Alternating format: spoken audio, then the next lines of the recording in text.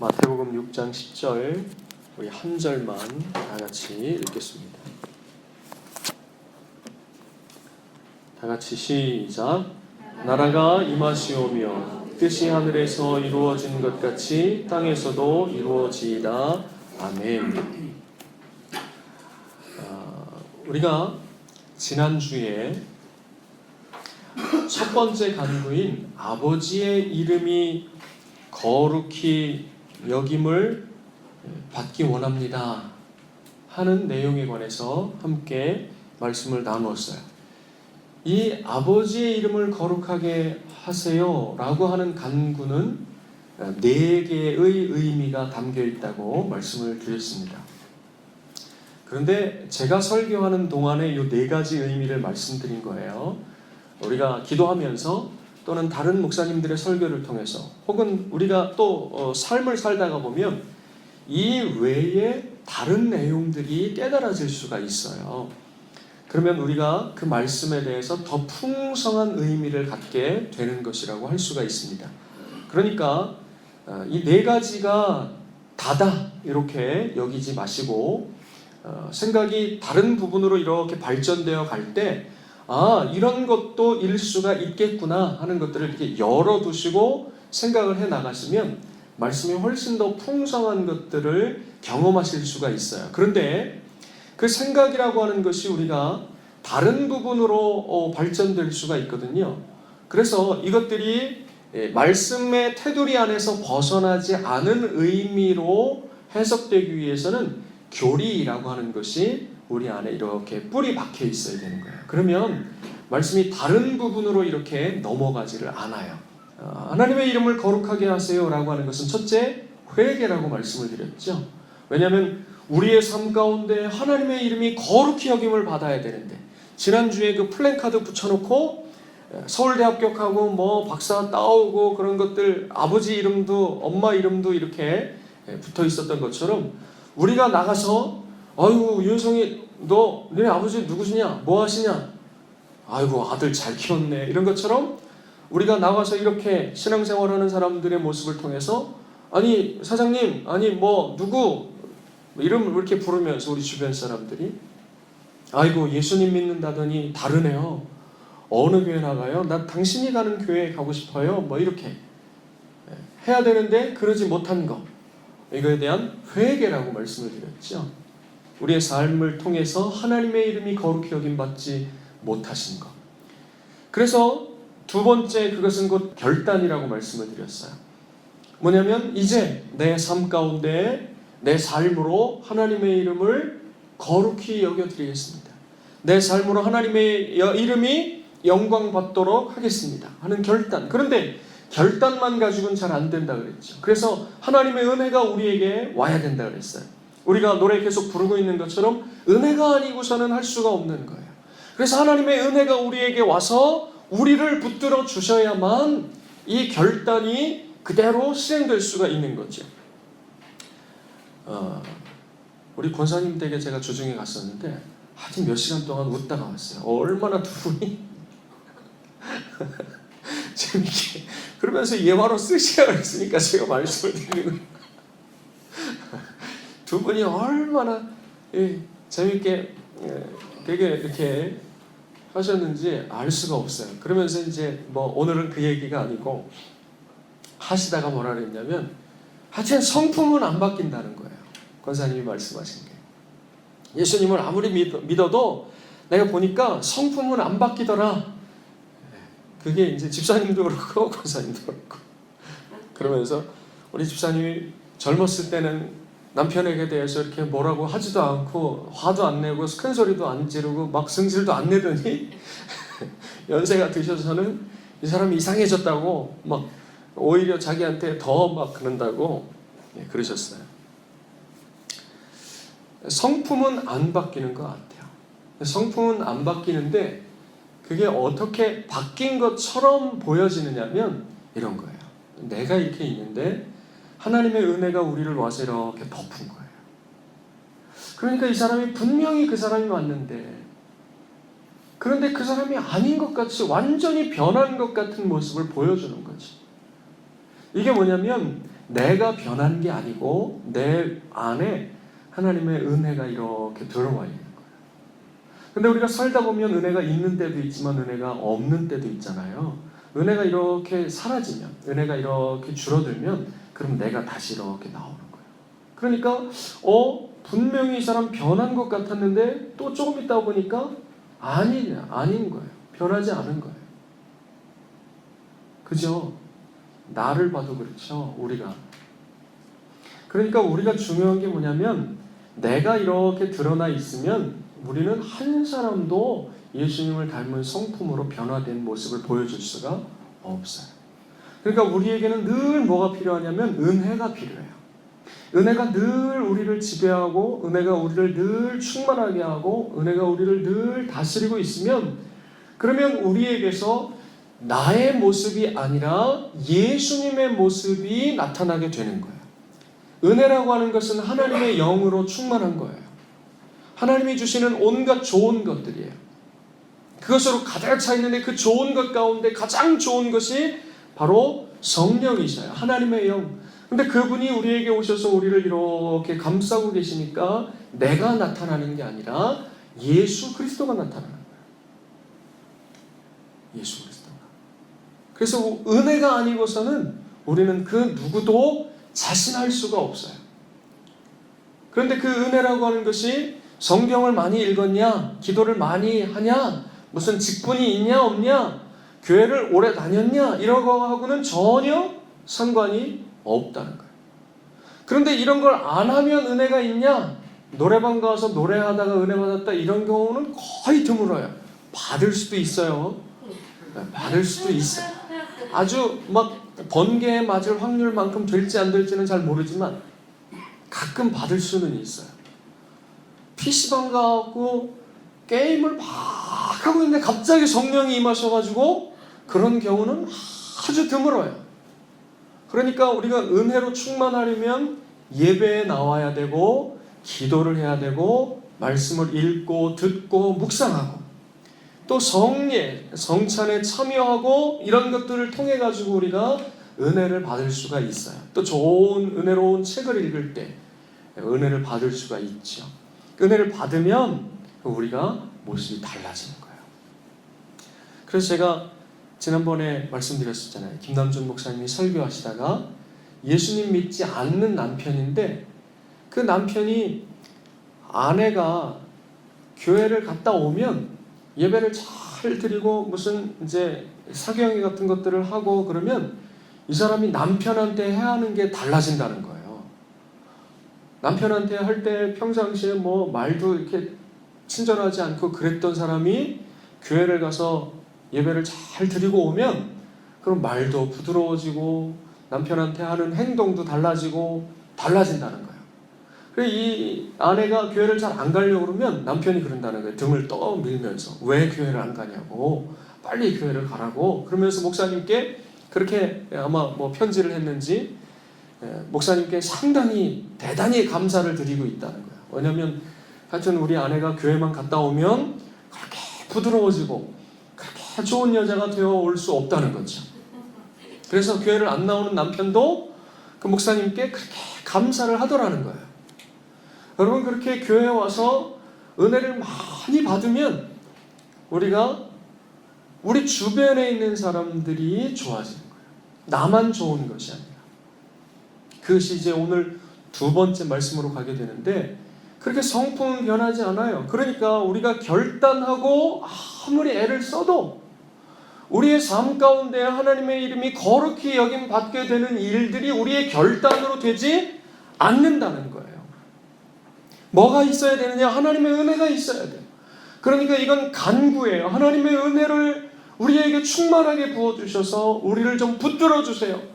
그래야 우리의 삶 가운데 우리를 만나는 사람들 가운데에서 우리를 만나는 사람들에게 우리를 통해서 하나님의 이름이 거룩히 여김받게 되는 일들이 일어나기 때문이죠. 그래서 회개고 결단이고 간구다 이렇게 말씀을 드렸어요. 그런데 우리가 이렇게 애를 써봐도 온 지구상이 하나님의 이름을 영어롭게 하는 대로 나아가느냐? 그러면 그런 거는 아닌 것 같죠. 그죠? 우리가 교회가 애쓰고 힘쓰고 그래서 복음이 온 세계에 전파되지 않은 것이 없이 점점 더 많은 땅으로 복음이 전파되는데, 그러면 하나님의 이름이 온 세계 가운데 더 높아져야 되는데, 우리가 경험적으로 보면 이상하게 복음은 더 많이 전파되는 것 같은데 하나님의 이름은 점점 더 땅으로 떨어지고 있는 것 같은 거죠.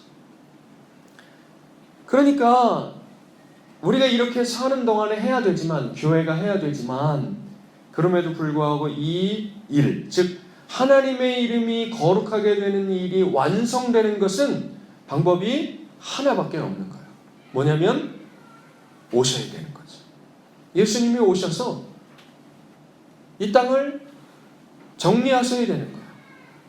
그래서 하나님의 이름을 반대하고 하나님의 이름을 욕하고 그렇게 하나님 믿는 사람들을 핍박하던 모든 세력들은 다 심판하시고, 그리고 하나님의 이름을 붙들고 살고 하나님의 이름을 거룩하게 하기 위해서 몸부림쳤던 사람들은 구원하셔서 이 땅 가운데 하나님의 나라가 이루어지는 것, 그것이 바로 하나님의 이름이 거룩하게 되는, 완성하게 되는 마지막 최후의 방법인 것이죠. 그래서 이 첫 번째 간구는 아주 자연스럽게 두 번째 간구인 나라가 임하시오며로 연결이 되는 거예요. 그런데 여러분, 이게 주기도문이 이렇게 개정되기 전에 요게 이 나라가 임하시오며라고 돼 있지 않고 뭐라고 돼 있었어요? 나라 이 임하시오며 이렇게 돼 있었어요. 근데 사람들이 나라 이 임하시오며 이거는 이게 무슨 말이지? 무슨 말이에요, 여러분? 나라 이 임하시오며 이게 잘 무슨 말인지 모르시겠죠. 그러니까 사람들이 다 자기가 알아서 바꿔서 했어요. 어떻게 했냐면 나라에 임하시오며 이렇게 하셨었죠? 안 하셨었어요? 저는 이렇게 했었던 것 같아요. 그리고 제 주변에 있는 분들도 제가 봤어요. 그런데 이 나라 이가 뭐냐면 번역이 옛날에 된 거예요. 그래서 옛날에는 주격조사가 이만 있을 때, 가는 주격조사가 아니었을 때, 그러니까 주격조사로 나라 이 이렇게 썼던 거죠. 그걸 개정하니까 오늘날로 말하니까 나라 가가 된 거예요. 이 지구상에 하나님의 나라가 임하시는 것, 이거를 두 번째 간구에서 이야기하고 있는 것인데, 어떻게 그런 일이 일어나냐? 요한계시록 맨 뒤에 보니까 예수님이 이 땅에 다시 오시는데, 그때는 아기로 오시는 것이 아니라 왕으로 오셔요. 이 우리가 살고 있는 땅에 하나님의 나라가 이루어지게 되는 것이죠. 그런데 그 하나님의 나라는 이미 시작되었어요. 한번 따라해 보겠습니다. 하나님의 나라는 이미 시작되었습니다. 그리고 장차 완성될 거예요. 어떻게 시작되었느냐? 비유를 들자면 이런 거예요. 메르스가 우리나라는 아무도 걸린 적이 없을 때 해외여행을 갔다 온 어떤 한 사람이 인천공항에 딱 내렸는데 이 사람이 자기도 몰랐어요. 그런데 메르스에 걸린 거예요. 그리고 자기 집으로 가는 거예요. 며칠 지나니까 기침이 나기 시작하면서 열이 오르고 막 난리가 난 거예요. 그래서 병원에 갔더니 메르스라는 거예요. 근데 그 전에 이미 많은 사람들을 만났어요. 그러니까 그 사람들이 바로 증상이 나타나는 게 아니니까 며칠 잠복기를 거치는 동안에 다른 많은 사람들을 만나고 다닌 거죠. 그러니까 한 사람이 밖에서 들어왔는데 그 사람 때문에 며칠 지나지 않으니까 여기저기서 전국에 걸쳐서 메르스 환자들이 막 퍼져나가기 시작했어요. 그런데 그럼에도 불구하고 같은 동네에 살고 같은 집에 살고 있는데도 어떤 사람은 메르스에 걸리고 어떤 사람은 안 걸렸어요. 그런데 이상하게 같이 안 살고 같은 동네가 아닌데도 저 멀리 반대편 지역에 사는데 그 사람이 또 메르스에 걸려있고 그 주변에 있는 사람들에게도 또 퍼져나가요. 그렇죠? 예수님 믿는 게 이거하고 똑같아요. 예수님을 어떤 사람이 믿게 됐어요. 그 주변에 있는 사람들에게로 은밀하게 예수님 믿는 믿음이 퍼져나가요. 그렇게 저 지구 반대편에도 퍼져나가죠. 그런데 완전히 싹 물들어가는 게 아니라 각각 어떤 사람들에게 점이 찍혀나가는 것처럼, 마치 메르스가 퍼져나가는 것처럼 여기저기 드문드문 그러면서 퍼져나가는 거죠. 그러면 이제 메르스 걸린 사람들이 예수님 믿는 사람이라고 예를 드는 거예요. 그럼 예수님 믿는 사람은 하나님의 이름을 높여드리죠. 그리고 하나님의 말씀대로 살려고 그래요. 그 사람은 하나님이 다스리시는 하나님의 백성이 된 거예요. 그 사람이 있는 곳은 하나님의 나라인 것이죠. 그런데 지구상에 물리적으로 이만큼 뚝 띄어가지고 여긴 하나님 나라 이렇게 된 것은 아니고, 온 세계에 퍼져 있지만 그 퍼져 있는데 완성되었지는 않지만 지금도 계속해서 하나님 나라가 퍼져 나가고 있죠. 그래서 예수님께서 오셨을 때 하나님의 나라를 가져오신 거예요. 그러면서 뭐라고 말씀하셨냐면 천국이 너희에게 임하였느니라. 천국이 너희에게 가까이 왔느니라. 그 가까이가 얼마나 가까이냐면 눈으로 이렇게 볼 수 있는 만큼, 손을 내밀어서 붙잡을 수 있는 만큼. 그러니까 지금 그 이야기를 하고 있는 예수님을 믿는 자마다 천국 백성이 되는 것이고, 그 사람에게는 하나님의 나라가 임하는 것이라고 말씀하는 거죠. 그렇게 오늘도 하나님의 나라는 퍼져나가고 있어요. 그리고 예수님께서 다시 오시는 그날 완성될 거예요. 그런데 그 하나님의 나라가 어떤 곳인가 하고 성경을 찾아봤더니 그 하나님 나라는 이렇게 말씀하고 있어요. 요한계시록 21장 3절 4절을 우리 함께 읽어보겠습니다. 시작. 내가 들으니 보좌에서 큰 음성이 나서 이르되 보라, 하나님의 장막이 사람들과 함께 있으매 하나님이 그들과 함께 계시리니 그들은 하나님의 백성이 되고 하나님은 친히 그들과 함께 계셔서 모든 눈물을 그 눈에서 닦아주시니 다시는 사망이 없고 애통하는 것이나 곡하는 것이나 아픈 것이 다시 있지 아니하리니 처음 것들이 다 지나갔음이러나. 아멘. 장차 완성될 하나님의 나라는 어떤 것이냐? 나라가 이 땅 가운데 임하여 주시옵소서라고 기도하는데 그 하나님의 나라는 어떤 것이냐? 첫째는 하나님이 그들과 함께 하시는 거예요. 여러분, 지금도 하나님이 믿는 자들과 함께 하시죠? 그래서 하나님 나라라고 부르는 거예요. 그런데 하나님이 함께 하시지만 우리가 하나님을 볼 수 있어요? 없어요? 없죠. 그런데 그 나라가 완성이 되면 하나님을 볼 수 있는데, 하나님은 영이시기 때문에 마치 태양빛이 있는 것과 같은 거예요. 태양이 지금 있죠? 밖에 나가면 해가 떴어요. 그죠? 근데 그 태양 보기가 쉬워요? 어려워요? 보기가 어렵죠? 왜냐하면 너무 밝은 빛이 비치니까.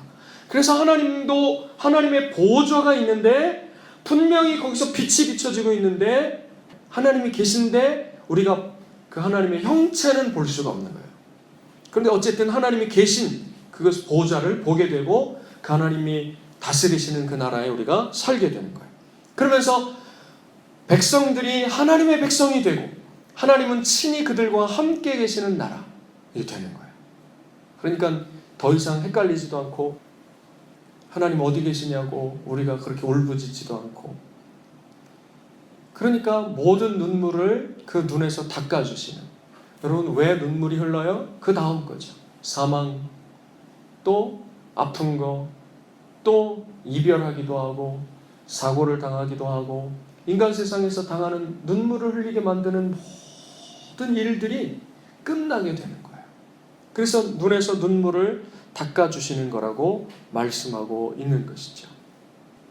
제가 설교를 하려고 어젯밤에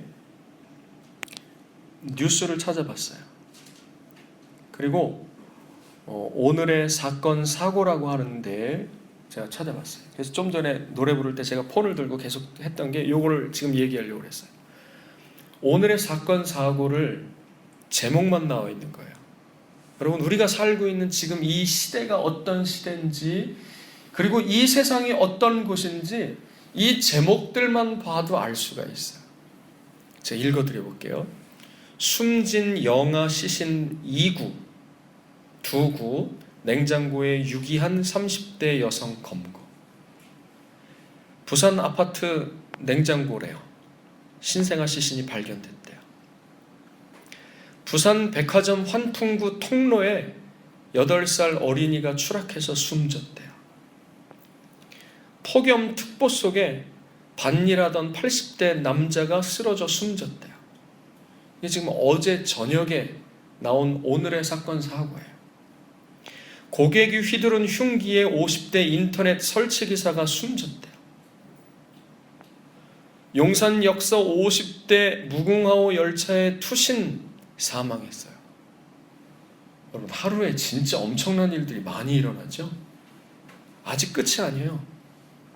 어쩔 수 없는 조치, 97세 할머니 폭행한 요양보호사, 대학 여자 화장실에서 몰카 촬영하던 학생들이 붙잡아, 부산 축사 화재 소 8마리 불에 타 4천만 원 피해, 재수 찌른 50대 분신 둘 다 중퇴 수사 난항, 청주 하천서 다슬기 잡던 70대 익사, 교차로 신호대기 중 6중 추돌사고 2명 사망. 그만 읽어야 되겠죠. 막 우울해지죠. 아직도 안 끝났어요. 얼마나 많은지 알 수가 없어요. 이런 인생의 눈물 흘리는 모든 사건들, 사고들, 괴로움들, 비참함들이 끝나는, 그게 바로 하나님 나라인 줄 믿습니다. 그리고 이사야 11장 1절에서부터 9절까지 이거에 대해서 다시 이야기하고 있어요. 한 절씩 교독해 보겠습니다. 이새의 줄기에서 한 싹이 나며 그 뿌리에서 한 가지가 나서 결실할 것이요,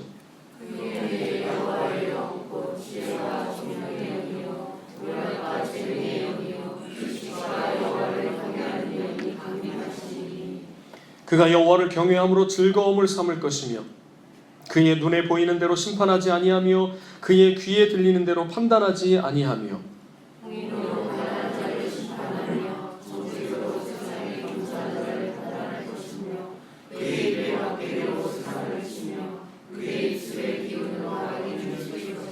공의로 그의 허리띠를 삼으며 성실로 그의 몸에 띠를 삼으리라.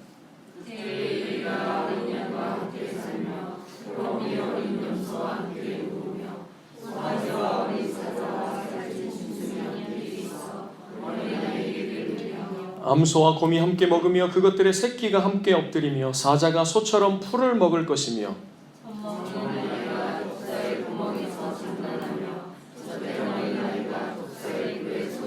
다같이 내 거룩한 산 모든 곳에서 해됨도 없고 상함도 없을 것이니 이는 물이 바다를 덮음같이 여호와를 아는 지식이 세상에 충만할 것임이니라. 아멘. 여러분, 이 뉴스들 중에 며칠 전에 어떤 일이 있었냐면 한밤중에 술 취한 사람이 자기 개를 목줄도 매지 않은 채, 그래서 그 개가 지나가던 사람들을 물어뜯은 사건이 있었어요. 핏불이라고 하는 개라고 그래요. 그는 이렇게 한번 물면 안 논대요. 그래서 이런 개는 우리나라에 수입하는 것 자체가 금지되어 있기도 하고, 얘네들을 데리고 나갈 때는 반드시 이 입을 이렇게 막아야 된다고 하더라고요. 근데 목줄도 매지 않고 이것도 물론 하지 않고 그 주인이 술이 취해가지고 밖에 그냥 막 나간 거였던 것 같아요. 그래서 지나가던 행인들은 물고 막 난리가 났었어요. 여러분, 죄의 결과예요. 짐승이 사람을 무는 것도 마찬가지입니다. 그런데 하나님의 나라는 어떤 곳이냐면 어린 양과 표범이 어린 염소와 함께 누우며 송아지와 어린 사자와 살찐 짐승이 함께 어린 아이에게 끌리며 암소와 곰이 함께 먹으며 그것들의 새끼가 함께 엎드리며 사자가 소처럼 풀을 먹을 것이다. 그러니까 우리 왜 우스갯소리로 개 풀 뜯어먹는 소리 한다고 그랬죠? 그게 이루어지는 나라, 천국이에요. 사자가 풀을 뜯는.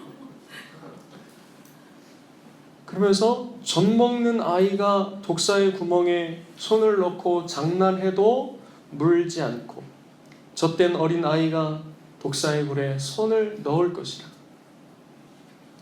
그런데도 상함도 해함도 받지 않는 나라가 바로 하나님 나라인데, 그냥 단순히 이런 게 아니라 이게 그러니까 상상을 이렇게 해보면 에덴 동산의 회복이라고 이야기할 수 있는 거예요. 여러분, 이런 날씨에 우리 여자분들 그냥 이렇게 돌아다니시면 안 되죠. 이렇게 막 뭐가 나서 올라오고, 그죠? 그러니 얼마나 참, 천국에는 그런 거 없어요. 나이가 드니까 점점 몸이 힘들어지죠, 그죠? 그러면서 이렇게 어딘가를 두드리면서 아우 옛날 같지 않아 이러는 거. 거기는 영원히 지나가도 그런 게 없는 거예요. 그러면서 제가 이 기사들 외에 몇 가지 한 열흘간 일어났었던 일들 중에 큰 사건만 봤어요. 다 보셨죠? 영국의 24층 아파트, 우리나라에서만 일어나는 일인 줄 알았는데 영국 같은 나라에서도 일어나더라고요. 그러면서 영국 사람들이 뭐라고 화내고 있냐면 독일이었으면 이런 일이 안 일어났을 거라고 그런대요. 우리는 영국 같았으면 이런 일 안 일어날 거예요 막 이랬는데 저 사람들은 또 그러더라고요. 아파트 보수를 했는데 이 겉에다가만 그냥 번지르르하게 해놓은 거예요. 거치장만. 근데 오히려 그게 가연성 재료였던 것 같다고 그래요. 그러면서 아주 순식간에, 그래서 오늘 아침엔가 보니까 사망자가 더 많이 늘어서 수십 명이 죽었다고 하더라고요. 우리가 사는 세상입니다. 이것이. 요즘에 가뭄이 얼마나 심한지 알 수가 없어요. 샤워를 하면서 미안한 생각이 들더라고요. 춘천에 가면 소양강 댐이 있잖아요. 그 소양강 댐이 저기 인제 양구에서부터 오는데 인제 양구에는 물이 다 말라가지고 바닥이 다 드러난 상태예요. 보령댐에는 저수율이 9%래요. 9%.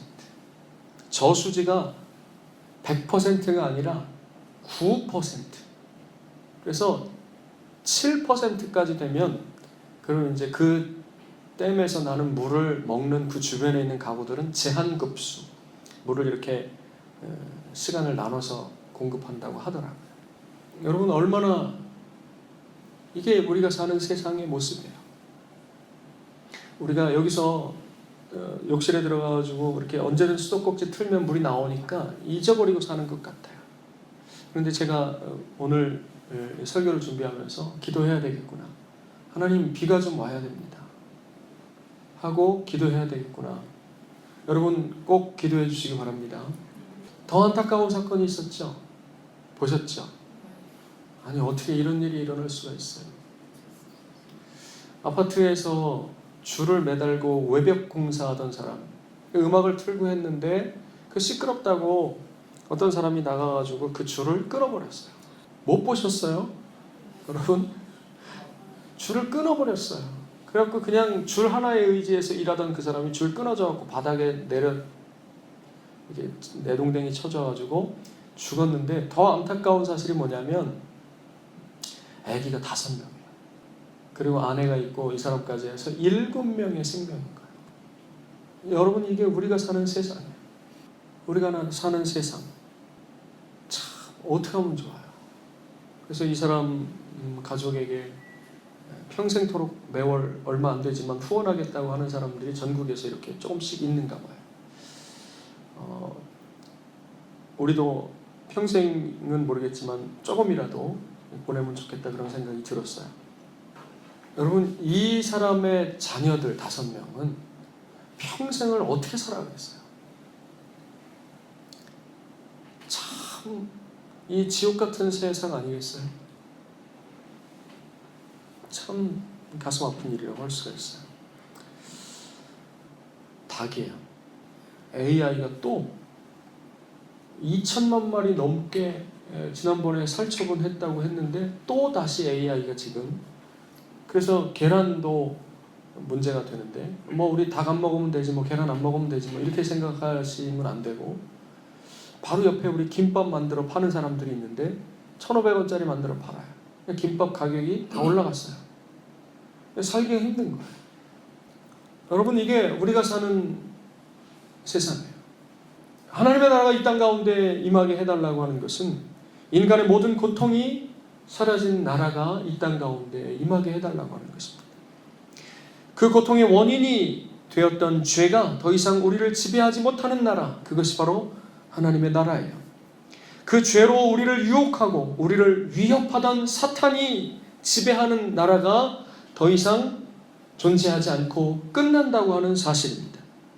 우리가 이렇게 말씀을 듣고 하나님 앞에 사랑과 순종만 올려드리려고 결단하여도 안 되는 우리의 삶이 이제 하나님의 나라가 된다고 하는 것은 온전히 사랑과 순종만 드리는 나라가 된다고 하는 사실이야. 하나님이 친히 우리들 가운데 왕으로 아버지로 함께 계신 영원한 나라, 그것이 바로 하나님의 나라인 것이죠. 왕이신 하나님이 절실하게 필요한 세상입니다. 우리가 지금 살아가고 있고 우리가 눈을 뜨고 보고 듣고 우리가 살아가고 있는 이 세상은 왕이신 하나님의 통치가 아주 절박하고 절실하게 필요한 세상인 거예요. 그런데 우리 각자의 삶에 눈 어두워 있어서 그저 우리 각자의 삶 가운데 빠져 살아가다 보니까 세상이 이런 세상인 걸 알지 못하고 그저 내 수중에 조금 더 돈이 들어오면 즐겁고 그저 조금 더 만난 게 우리의 입속에 들어오면 기쁘고 그저 내가 바라고 내가 원하던 일들이 조금 잘 되어가면 그걸로 행복을 느끼는, 우리는 말하자면 우물 안에 개구리처럼 살아가고 있는 것이죠. 사탄이 그렇게 우리 각 사람을 만들어가고 있는지도 모르겠어요. 그러니까 옆에 있는 사람이 죽어가도 내가 아프지 않으니까 그저 살고 있는 거예요. 고통을 느끼지 않은 채로 이런 고통의 세상 가운데 하나님의 나라가 그렇게 절박하게 요청되고 요구되고 있다고 하는 것을 모른 척하며 크리스찬들이 살아가고 있는 거죠. 여러분, 오늘 우리가 이런 세상임을 더 깊이 깨닫게 되면 우리의 삶 가운데에 바람은 오직 한 가지밖에는 없는 거예요. 그건 뭐냐면 하나님의 나라가 아주 빨리, 아주 속히 이 땅 가운데 임해야 되겠습니다. 하나님, 언제 예수님 오시는 겁니까? 빨리 좀 오셔서 이 땅에 이 모든 슬픔과 고통과 아픔과 비참함을 끝내주셔야 되겠습니다. 여러분, 우리가 너무 경주마처럼 옆을 뒤를 돌아보지 못하고 그저 앞만 보고 달리도록, 이렇게 경주마 보지 못하도록 이렇게 해놓은 거 아시죠?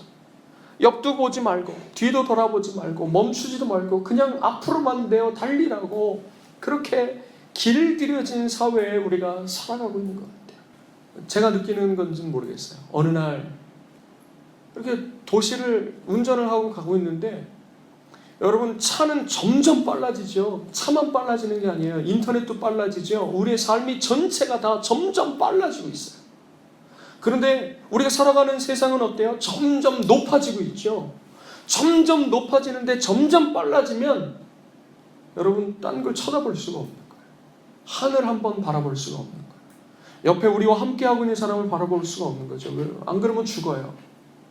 잠깐 한눈 팔면 죽는 거거든요. 그러니까 그저 앞만 보고 옆도 보지 말고 뒤도 보지 말고, 넌 다른 거 생각하지 말고 공부만 해. 공부만 하라고. 공부만, 다른 거 하지 말라고. 네가 살아가야 될 시대가 얼마나 힘든 세상인데 다른 거 쳐다보고 있어. 그럴 시간이 어디 있어? 그럴 여유가 어디 있어? 그러면서 뭘 다른 걸 보고 있어? 돈만 벌어야지. 돈만. 그리고 돈만 버는 삶으로 그렇게 내어 달리도록 길들여져 있는 그런 세상을 우리가 살아갑니다. 여러분, 그러니 이렇게 정신 차려보니까 또 주일이 됐잖아요. 그죠? 그러니 지금 여기서도 그저 버티고 있는 거예요. 안 졸으려고. 왜냐면 너무 피곤하니까. 근데 이거 마치고 또 집에 가면 또 좀 이렇게 쉬고 있다가 한숨만 나오는 거죠. 잠깐 있으면 또 출근해야 돼요. 그럼 한 주간을 또 정신없이 살아가야 되는 거예요. 정신없이. 저 텔레비전 보는 거 되게 좋아하는데, 이상민 아시죠? 룰라 멤버 이상민. 그 사람 뭐의 대명사냐면 빚쟁이의 대명사잖아요. 요즘에 미운 우리 새끼인가 그거 나와요. 거기에 나오는데 이 사람은 빚이 얼마냐면 그렇게 잘 나가던 그룹의 리더였잖아요. 그리고 음악성도 뛰어나단 말이에요, 이 사람이. 그런데 그걸 가지고서 뭔가 하려고 했는데 일이 잘못 어그러지기 시작해가지고 빚이 뭐 70억이래나. 근데 이 사람 그날 방송에 뭐가 나왔냐면 새벽 4시에 일어나가지고 6시 반부터 촬영을 하는 거야. 녹화 방송을. 그리고 몇 시에 끝났냐면 하루 꼬박 지나가가지고 밤에 1시인가가 끝난 거예요. 그러니까 이 사람이 21시간인가 뭐 그렇게 일을 했다고 그러는 거예요. 21시간. 아침도 못 먹고 점심도 못 먹고 저녁인가 대기실에서 준 도시락인가 이걸 하나 먹고 있더라고요. 근데 이 사람이 졸리지 않으려고 계속 커피를 옆에다 달고서 계속 커피를 마시는 거야. 그걸 엄마가 거기 나와가지고 보고 있는 거예요. 왜냐면 너무 힘드니까. 근데 왜 이렇게 커피를 마시냐 그랬더니 공황장애를 앓고 있대요. 공황장애를 앓고 있어서 그 약을 먹는데 그게 그렇게 졸리대요. 근데 일을 해야 되니까 커피를 그냥 달고 사는 거예요. 거기다가 컵라면 먹으면서 도시락 먹으면서 그리고 20시간 막 이렇게 일하고 있더라고요. 여러분 그거 왜 하는 거예요? 먹고 살려고 하는 거거든요. 근데 먹으면 죽을 것들만 계속 이 안에다 집어넣고 있는 거예요. 먹고 살려고 하는 거거든요. 근데 보기에 살려고 하는 게 아니라 죽어가고 있는 것 같더라고요. 저 사람 죽겠다 이런 생각이 들더라고요. 그 빚 갚느라고 그러고 살고 있는 거예요. 사는 게 아닌 거예요. 나만 잘 산다고 해서 나만 지금 문제가 없이 행복하게 산다고 해서 이게 끝나는 게 아니라 하나님에게서 떨어져 나온 인생들은 마치 땅에서 뿌리채 뽑혀진 나무와 같은 생애를 살고 있는 거예요. 산 것처럼 보이지만 죽어가고 있는 거죠. 살기 위해선 땅으로부터 양분을 공급받을 수 없으니까 누군가 다른 사람의 것을 빼서 와야 되는 거예요. 그래서 사는 거죠. 아니 죽어가고 있는 거예요. 이 모든 비참함이 끝나기 위해서는 하나님의 나라가 임해야 되는 거예요. 여러분 날씨가 더우니까 벌써 모기가 날리더라고요. 이상하게 여러분 그 집에 모기가 있으세요? 지금? 별로 없어요? 있죠. 있기도 하고 없기도 하고. 저희는 이상하게 집에 모기가 그렇게 많더라고요. 그래서 올해는 여름이 되기 전에 막 문에다가 창문에다가 다 덧대가지고 원래 모기장이 다 돼 있는데 덧대가지고 막 쳐놨어요. 문에다가도. 신기해요. 근데 자고 있으면 모기가 와서 왱왱거려요. 그래서 제가 또 한 예민해가지고 그런데 두 사람이 자면 꼭 저만 모기를 물려요. 그래서 밤에 2시에 깨가지고 모기를 잡겠다고 하고 있다가 오히려 몇 방 더 물리고 잡지를 못하고 몇 방 더 물리고 그 2시 넘어서 교회를 왔어요. 괜히 잠이 깨가지고 또 잠이 안 오잖아요. 누워가지고 뉴스 보다가 잠이 든 거죠. 그러면서 괴로워서 모기 때문에 괴로워서 하나님 나라가 빨리 와야 됩니다. 근데 그 순간 뭐가 생각이 들었냐면 우리가 후원하고 있는 저 에티오피아의 콩고에 있는 아이들 생각이 들었어요. 모기 한두 방 물리는 거 때문에 우리가 아니라 제가 이렇게 그러고 있는데 저 아이들은 한번 가서 읽어보세요. 학교 사진을 이렇게 했는데 학교가 책상도 없어요. 학교가 그냥 바닥에 앉았는데 바닥이 흙바닥이야. 거기 앉아가지고 공부한다고 하고 있는 거예요. 그러면서 뭐냐면 비가 오면 비가 또 샌대. 그런 데서 살고 있는 거예요. 동네에 우물이 하나밖에 없대요. 그리고 아침 오면 여자들하고 아이들이 다 물 길러 나온대. 거기 하나밖에 없으니까 그나마 우리 마을은 좋은 거라는 거예요. 다른 마을은 물 길러 가려면 아주 오래 가야 된다는 거예요. 물 깃다가 점심때쯤 돼가지고 점심이 한참 지나야 물을 길어 갈 수 있는 거예요. 그게 두 나라 다 마찬가지예요. 하루 일과가 아침에 나와가지고 물 길러 가고 그게 하루 일과인 거예요. 여러분 우리의 삶, 내가 살아가고 있는 내 인생, 내 가족, 내 앞에 있는 거 이것만 바라보고 살아가면 누군가 그랬대요. 분당에 있는 예수 믿는 사람들이 그랬대요. 하나님 너무 이렇게 빨리 오시지 않으셔도 돼요. 여기 천당 밑에 분당이라고 여기도 그냥 그렇게 살만해요. 이렇게 뭐 빨리 안 오셔도 돼요. 이러면 되잖아요. 여러분 나만 보면 그래요. 내 인생만 보고 내 앞에 있는 것만 보고 우리 가족만 생각하면 그런 거예요. 그런데 눈을 좀 더 크게 열어보니까 우리 이웃에, 우리 옆집에, 우리 주변에 무수한 사람들이 피 흘리며 죽어가고 있고 신음하고 있고 고통당하고 있어요.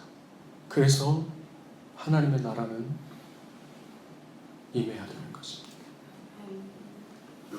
그래서 하나님의 나라가 빨리 이 땅 가운데 임해야 되는 줄 믿습니다. 그런데 두 가지 중에 하나가 걸려요.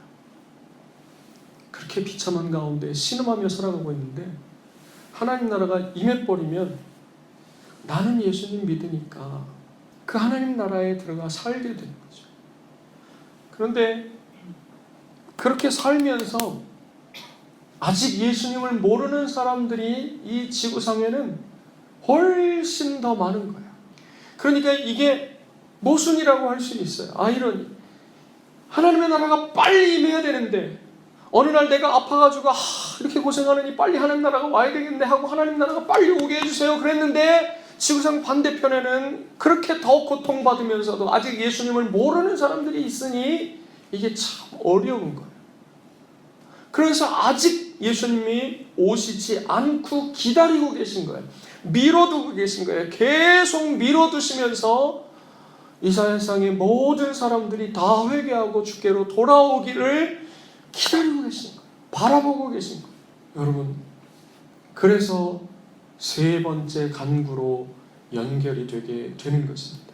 그런데 그것은 우리가 다음 주에 이야기하도록 하고 오늘 저는 어렸을 때 뉴스 보는 걸 되게 싫어했어요. 뉴스가 너무 재미없는 거죠. 너무 재미없을 뿐더러 봐야 제가 부정적인 사람이고 비판적인 사람인데 더 부정적이게 되고 더 비판적이게 되는 거죠. 볼수록 더 절망적이게 되는 거예요. 한숨만 나오고 절망만 되는 거죠. 그런데 좀 봐야 됩니다. 봐야 돼요, 여러분. 보시고 그 사람들을 위해서 한마디 기도라도 해주시고 그들을 보면서 우리가 사는 이 세상이 얼마나 비참한지를 알아야 되고 그렇기 때문에 우리가 기도할 때마다 아버지, 사람들이 죽어가고 있어요. 사람들이 고통당하고 있어요. 사람들이 신음하고 있어요. 아버지의 나라가 빨리 이 땅 가운데 임해야 됩니다. 하고 우리의 마음을 다해서 주께 기도할 수가 있게 되기 때문이에요. 여러분, 우리의 삶만 이렇게 옆도 뒤도 바라보지 않고 그저 내 삶에만 묻혀서 우리의 일상에 푹 파묻혀서 그렇게만 살지 마시고 눈을 좀 여셔서 우리 주변의 이웃들이 살아가는 모습을 보고 그들이 고통당하는 모습을 보고 하나님 앞에 나와 하나님의 나라가 이 땅 가운데 속히 이루어지기를 원합니다. 기도하는 저와 여러분 될 수 있기를 주님의 이름으로 축원드립니다. 기도하겠습니다.